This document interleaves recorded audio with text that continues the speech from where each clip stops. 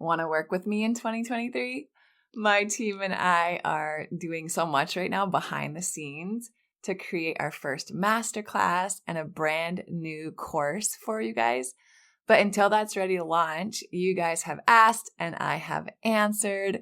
So I've rearranged my law practice schedule to make a little more time for one-on-one coaching just in the first quarter of this year. I've only got a few spots left, so if you're ready to do some deep inner work this year, some inner work that really has the ability to skyrocket true and lasting change in every area of your life, right? Your motherhood, your marriage, your business, just the way you see yourself, I think, and just this ability to find a new level of peace that's really powerful, a peace that lets you really focus on the things that are important to you, like learning how to really calm your nervous system, right?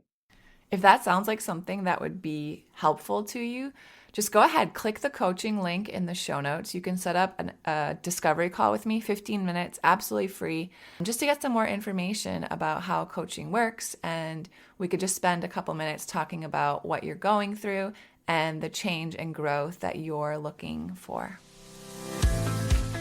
Welcome to the Motherhood Podcast, the show for ambitious women who also happen to be raising kids.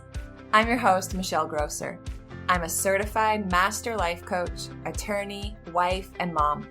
Each week, I'm going to coach you to do the work that builds an exceptional life. We'll talk all things motherhood, mindset, and emotional well-being so that you can create a life designed by faith over fear. It's time to break through whatever's holding you back. It's time to extend your self-compassion, refocus your intention, raise your vibe, and alchemize the parts of you that will lead to a deep spiritual transformation. You are worthy of an extraordinary life in and beyond motherhood. If you're here to do the inner work and you're ready to expand, I'm here to join you on the journey. Each time you press play, your growth continues. So let's do it. I'm Michelle Grosser, and this is Motherhood. Welcome to the Motherhood Podcast. I'm your master coach, Michelle Grosser, and today we are talking about the foundation of it all. We are talking about the mind-body connection. And guys, this is such a powerful episode. I'm so pumped to be bringing it to you. I think there's so much insight you're going to get from this that's really going to give you these light bulb and aha moments to understand one, how your mind-body connection even works, right? Why it's so important. And then second, why you might feel like you're doing all the things, like you're listening to all the podcasts and you're, have all the IG accounts and you've read all the books and you're taking the courses, what have you, but you find that in practice, you're still struggling, right? Like you're reading the books about how to respond peacefully or patiently to your toddler's temper tantrums, or how you want to communicate better with your partner. But when it comes time to put it into practice in real life, you're still really struggling, right? Your fuse is still really short. You find that you're still really irritable. You find that you're still having these emotional outbursts or lashing out, or that you're just wanting to withdraw, or that you're still feeling really overwhelmed. And even though you're like thinking and learning and trying to do all of these things. So we're going to get into that today. And really what it stems from is this work that I've been studying a lot in the last few years. It's the work of somatics. And soma, that root word there, it's a Greek word and it really means wholeness of the body. And I think a lot of times in order to actualize this new reality, right, we want, especially the beginning of this new year, right, we all want like these new thoughts, these new mindsets. I'm going to have new feelings and new behaviors, and I'm going to do things differently. And I'm going to like finally learn how to regulate my emotions this year. But really, we first have to work with where we're at.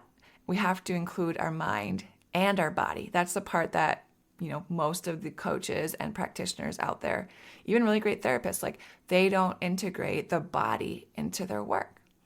And you have to be able to use the body and explore the body to open up the restrictions and the blocks that are there so you can actually grow, right? So in order to access this new shape that we want, and when I say shape, I'm talking about all of it, right? Like what you can hold, your thoughts, your feelings, your behaviors and actions, the words that you say, right? How your nervous system becomes dysregulated and kind of speeds up, and how you're able to slow it back down and bring it back to that homeostasis.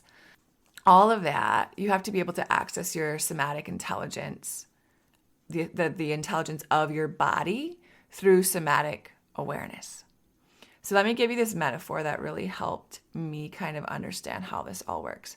So imagine that your body is one of those little inflatable swimming pools for kids, right? You know, the kind you just kind of like blow it up and then you fill it with the hose and your kids can splash around in it in the summer. So imagine that your body is that pool. And then imagine that through your life experience, through the things that you've gone through the stresses, maybe the traumas, big T, little t traumas, all of that, all of your life, your kids, your partnership, your work, everything that you're holding is a beach ball thrown into that little pool, right? A beach ball thrown in, a beach ball thrown in, a beach ball thrown in. And what's happening is that a lot of us, if we're not doing this type of somatic work, our little pool, our little body is unable to hold all of the beach balls being thrown in there, right? We're not able to move around in that pool. We're not able to hold all of it because it's just too much. And we're not doing any work with all of the balls that have been thrown into our pool. So when we do somatic work like this, what it allows us to do when we're doing this somatic work is we're actually making our pool bigger. We're making our body bigger. What we can hold, we're growing, right? We can hold more. We're growing our somatic shape. And when we make our bodies bigger, when we expand that pool, we are able to then kind of swim from ball to ball and explore, right? So we go to the ball of our relationship and we're able to take a look at it and say, hey, what parts of this are still serving me? What parts of this do I want to grow in? And then what parts of this are not serving me any longer? And we can examine them, and all of the balls in our pool that are no longer serving us, all of the things in our life that are no longer serving us, we can actually throw out of the pool, right? We can actually heal and throw out of the pool. But the thing is that until we change what our bodies can handle, what our somatic bodies can handle, i.e., the size of that pool, expanding that pool, we're just drowning. We're just flailing, and we cannot go from ball to ball to really examine it, to really look at it, to really determine, discern whether it's still serving us, and then decide what we want to do with it, right? And here's the thing. As we get rid of the balls that are no longer serving us, we have more and more space. As our pool grows, right, as our somatic body grows through this work, we have more and more space to actually hold more. So that is part of the reason why you are looking at some women and saying, wow, they do so much, right? It seems like they're doing it all. They're running a business, they're doing this, they're doing that, they're there for their kids, they're having a date night, they're doing this. One, that could just be your perception and you could be totally off, right? That could just be what you're being given and fed through social media or what they're willing to talk about or whatever. Totally acknowledge that. But second, it could also be that they've done some of this work and they've expanded their somatic body, i.e. they've expanded their pool so that they can just hold more than maybe you can or what your experience is and what people can hold, right? Maybe they can actually hold more. Maybe they can have 100 things going on, right? But they have the body and the nervous system to be able to handle that because they've done this work. So we need to really be able to train our bodies to show up more powerfully for life so we can just have a bigger capacity for everything that life throws at us. And life throws a lot at us. I mean, we're moms. A lot of you guys are business owners. You're in partnerships. You have families, right? Beyond your own kids and partner that you are managing relationships with. It's a lot of stuff. So you want to be able to grow your capacity to hold that, whatever it is that you want to hold, so you can do so without overwhelm, without anxiety, without breakdowns, without burnout, without all of this stuff. You want to get rid of those balls that don't serve you. Now, here's the thing, is that a lot of people, they don't usually get stuck because they don't know what to do, right? In my experience, it's not like clients come up to me and they're like, I'm feeling so stuck, I don't know what to do. It's not usually that. It's that they're feeling stuck and we can work through finding out why they feel stuck because they're really just patterned. They're patterned to feel stuck. They're patterned in their stuckness. They've just been doing things over and over and over again, building this really deep, well-traveled pattern that's no longer serving them. And they haven't done work to expand their somatic bodies to be able to move through that pattern and into a new pattern, right? Because new results require a new somatic body. New results require an expansion of your somatic shape. They require a new way of being. So you have to be able to build a somatic body, a nervous system that can actually hold the life that you want. A somatic body that can hold the life that you want. Because I know you have big dreams, you have big visions, you have all of these things that you want to accomplish. You want to be the greatest mom you can be to your kids. You want to be a great partner. You want to show up in your work and grow your business and build something that you're really excited about. And all of that requires you to hold a ton of stuff. And you need to rework your somatic body and your nervous system to be able to hold all of that without having a breakdown every day. So first off, I want to talk about a little bit about our social context, because I think the bodies that we currently have, and guys, again, when I'm saying bodies here, I'm not talking about your physical body. When I'm talking about your body getting bigger, don't get me wrong. I'm not talking about eating a bunch of stuff and gaining a ton of weight, right? I'm talking about what your somatic body can hold, like what your nervous system can hold, the depth and breadth and width of life that you can hold. Does that make sense? All right, so let's talk about our social context, because the thing is that we're always living and we're always operating inside of a social context, right? Just within the context of our day-to-day lives from, inception until present day. And the further that is from our lived experience, the harder it is to notice. So there's social practices that we live in all the time, right? We just live in a social practice of a capitalistic society. We live in a social practice of a democratic society. And we don't really notice how those things limit and shape our possibilities or our expectations of ourselves or others, or maybe the future, or just understanding the path. Because it's like we're a fish in water, right? We don't really understand or even realize that we're in the water because we've been in it the whole time and we don't know anything different. So there's all of these different contexts that are shaping your current body, right? So some of those sites of shaping include just your personality, how your nature, how you were born, right? How you just tend to process things and deal with things. And then part of your shaping it comes from your family, and it comes from those who are close to you. So they really, we all know this, right? That our family, our friends, our extended family, they all influence what we embody and how we develop and how we're conditioned and what our tendencies are. And then if we expand that, our communities, our neighborhoods, or how many of you guys really identify with where you grew up? Maybe it was somewhere really remote. Maybe it was somewhere really urban. Maybe it was an island. Maybe it was on a farm in the middle of nowhere. I know for me, I grew up in a place in northern Maine that was freezing cold and dark with a ton of snow.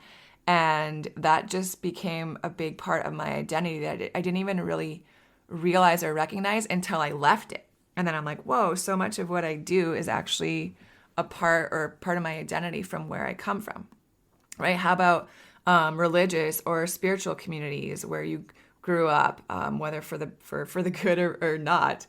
How about your racial groups that you were a part of? What communities do you identify with, and how do they shape you?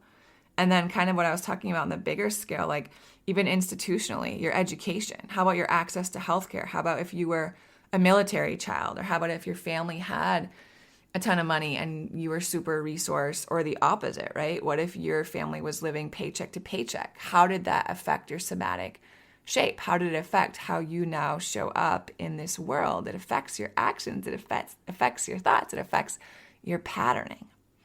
And it really deeply influences how you move in this world, right? How instinctually do you respond?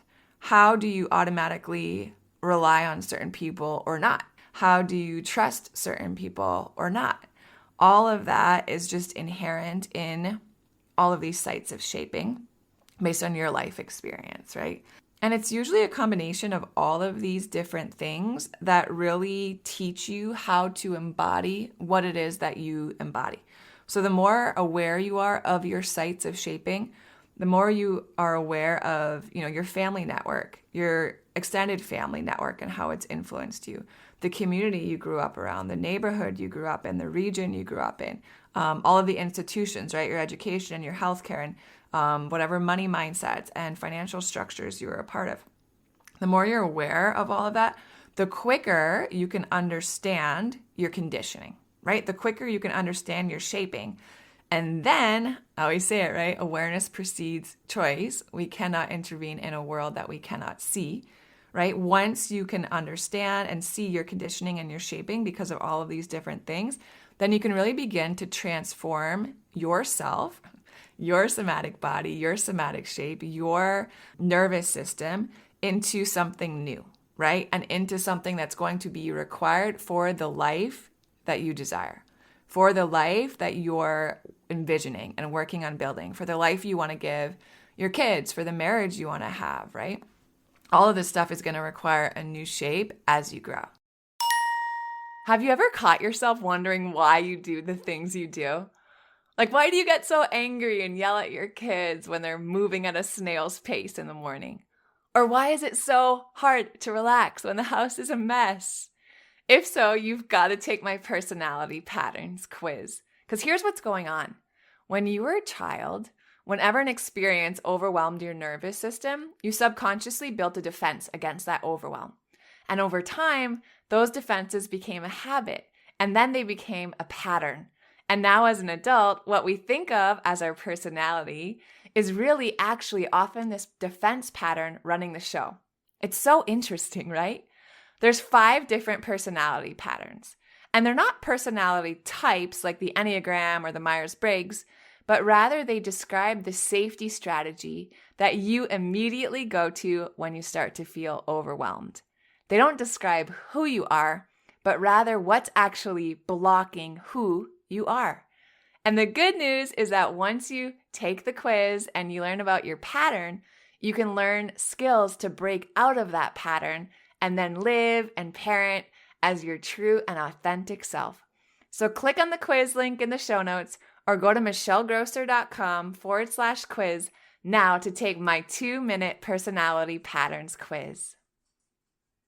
All right, so when you decide to start doing some of this somatic work, I want to talk about the benefits, because I think just in talking about expanding your somatic body and being able to hold more, like for me as someone who's doing a lot of things and wanting to hold it very gracefully and peacefully and not feeling like I'm constantly on the hot mess express and just losing my ever-loving mind and I'm frantic and I'm all over the place, like this has really been valuable work for me.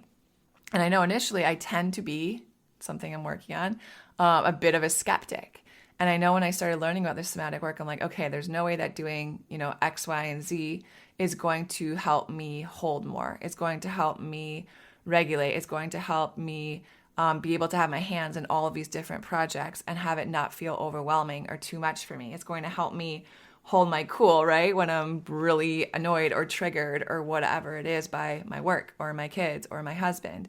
But there's so many benefits of somatic work. And even as a skeptic initially going in, I'm like, okay, I'm going to go in 100%. If I'm going to do this, I'm going to be all in and we'll see what happens. And I'm doing it and I'm doing it and I'm doing it consistently and I'm doing this work consistently. And guys, I'm telling you, the micro shifts I started noticing, real talk. Like all of a sudden I noticed, oh wow, like I know that at that comment my husband just made, a year ago, 6 months ago, I would have lost my ever-loving mind. I would have spiraled out of control about it. I would have thought about it when I woke up the next morning. I would have harbored resentment and maybe bitterness about that comment. I would have been, passive-aggressive. I would have given him the silent treatment. I would have whatever. Same thing with my kids, right? Things about how they just operate and live life that might have driven me over the edge years ago or whatever before I started doing this work. I started seeing, oh, wow, I can hold that. I can handle that. And for me, I noticed the biggest expansion in my work. Like my work comes at me 100 miles an hour, 24 hours a day, almost 7 days a week. And especially in this coaching work, I want to be able to hold more, right? People are coming to me and they're trusting me to hold all of this space for them. And I need to be able to do that in a way where that's not then, me turning around, and because I can't hold it well, I'm taking that out on my kids or my husband, or it's leaking into other areas of my life, or all of a sudden I find that I'm having anxiety just because I'm not being emotionally hygienic, right? So some of the other benefits of somatic work, you will see and you will notice an increase in self-worth, in your worthiness to receive and in your worthiness to give, because you're just going to be more connected to your body. You're going to notice an increase in your confidence. You're going to notice an increase in just feeling safe in your body, safe around other people, safe to express yourself, safe to trust others, right? You're just going to learn how to be regulated, again, because you're including your body in all of this work. You're going to learn how to reestablish pathways of trust, right? Somatic work is super helpful for breaking guilt and shame cycles. So if that's something that you find you're struggling with, like whether it's mom guilt or just you find that you're feeling guilty over everything, you're overanalyzing everything that you've ever said or done to anyone, and you're really just holding a lot of guilt or shame around anything, somatic work is such a powerful way for you to be able to release that from your body. Not just think about it, but to actually be able to feel it and release it. Creating healthy intimacy, retraining your nervous system to get out of fight or flight. Like maybe you don't even notice it, but maybe you've been in a stress response, right? Fight, flight, freeze, or fawn since childhood, right? Maybe that was required of you for survival in childhood. It was required of you to feel safe. It was required of you to have the approval of your caregivers or feel love. And you've been operating from this place of fight, flight, freeze, or fawn, right? That's what perfectionism is. That's what people pleasing is. That's what all of these things that we think are just our personalities are not, right? It's actually our nervous system stuck in this stress response, and we don't even notice it anymore because it's become so familiar and it's become so comfortable, right? That pattern has run so. And I've talked about all of this now, and what I really want to drive home is that healing our minds, it only gets us so far if we're neglecting the rest of our body, right? Going to traditional talk therapy can be really helpful, but it can take you 17 years to get to the root of a problem because you're only addressing it from the neck up, and you're forgetting the entire rest of your body. You're not including the entire rest of your nervous system. You're not including everything that shows up. And for me, when I think about this, I think of like an iceberg. Like you see that tip of the iceberg sticking up out of the water, and that's your head, your brain, your mind, your mouth, right? Talking about all this stuff, thinking about all this stuff. But the magic, the real work, the growth, the change, the healing happens below the surface. All the rest of that iceberg under the water, all the rest of your body, all the rest of your nervous system from the neck down, that's where everything is living. If you're struggling with this stuff, that's what you need to work on.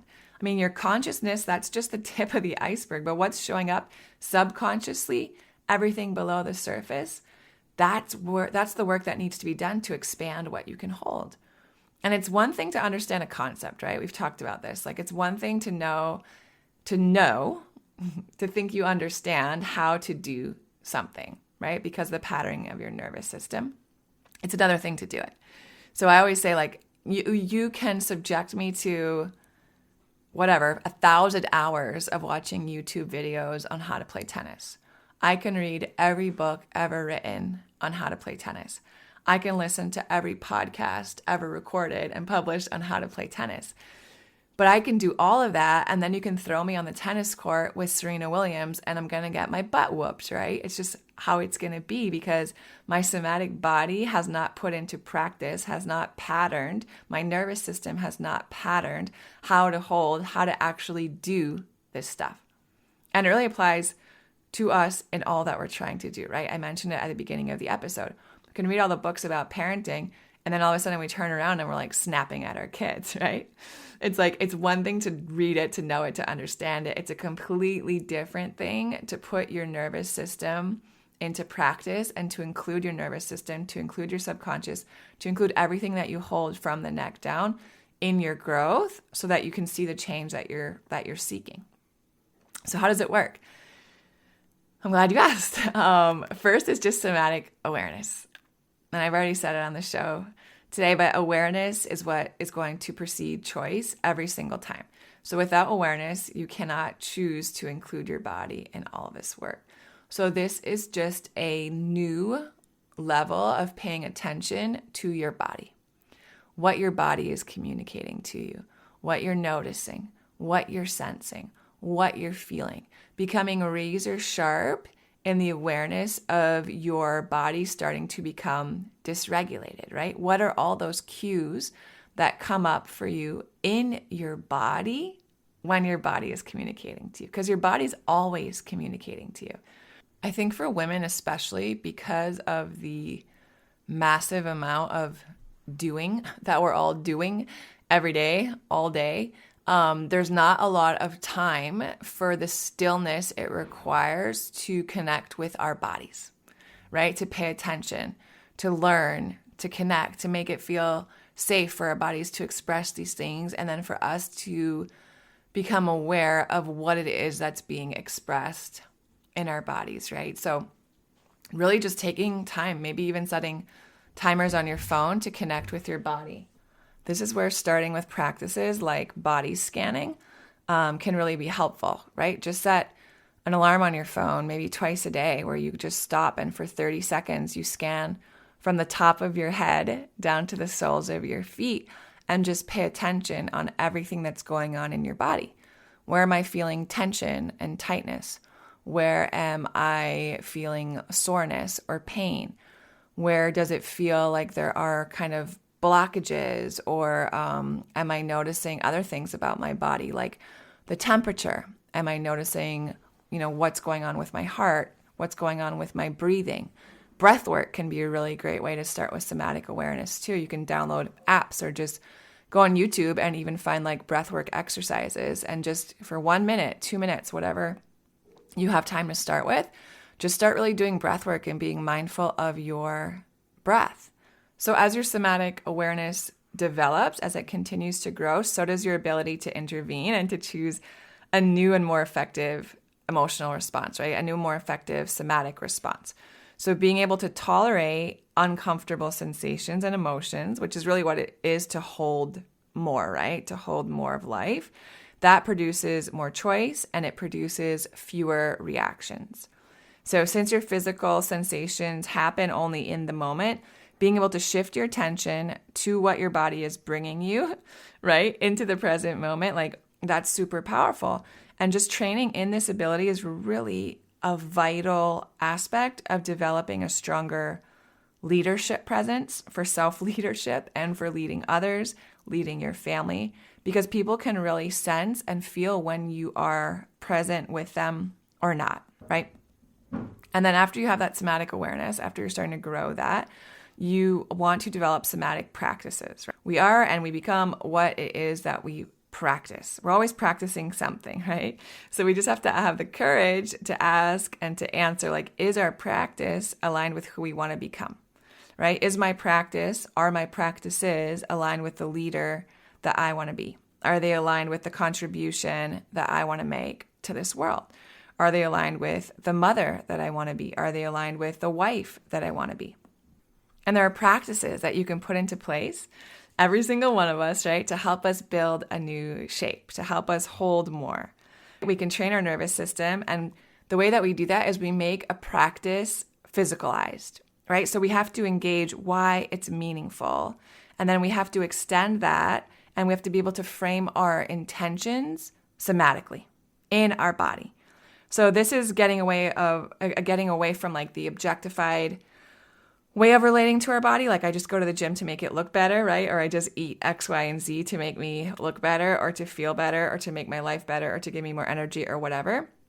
But moving away from all of that and moving toward looking at our bodies as a source of intelligence, as a place that holds our history, as what we need to transform in order for sustainable transformation to occur in our lives on a whole. So somatic opening is really just kind of thawing out that old self, right? It's getting rid of that old shape and melting it down so that we can form this new self and this new shape that we want to emerge.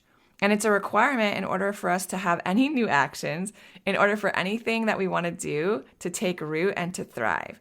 It allows us to work directly with these parts of us that feel super stuck, these parts of us that feel super numb, these parts of us maybe that in our busyness we're not even aware of, right?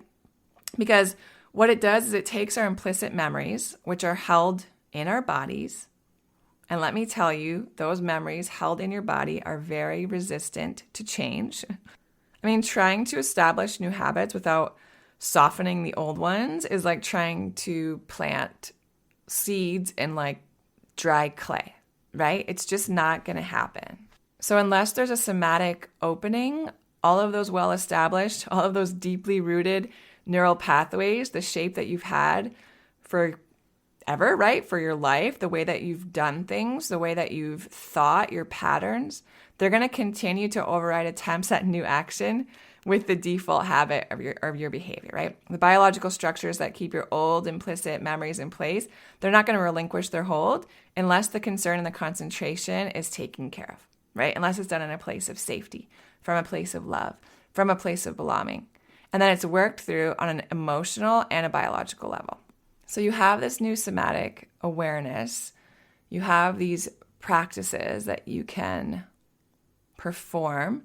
And really where the magic happens, where the growth happens, where the transformation happens, is learning how to have somatic openings so you can release, back to our metaphor with the pool and the beach balls, so you can release the balls that are no longer serving you, right? So you have more space. Your somatic body can hold more. So being able to transform from one shape to a different embodied shape that's more congruent, that's more aligned, that's more in order with what you care about most. And it's not a thought down process.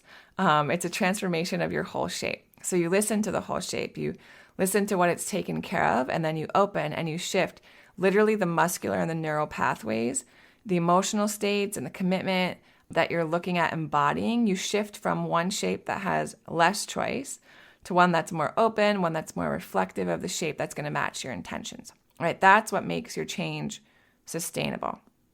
Because here's the thing, your thoughts, we love to think, right? Our thoughts, they tend to lose out during pressure. I mean, think about it. You can have like rehearsed a difficult conversation you want to have with somebody, and then you get there and all of a sudden your nervous system is out of whack and you just start word vomiting and all this stuff starts coming out, right? That is nothing like you had rehearsed in your head. Because when pressure comes on what's most practiced in us, right? What's most embodied within us, that's what's going to come forward.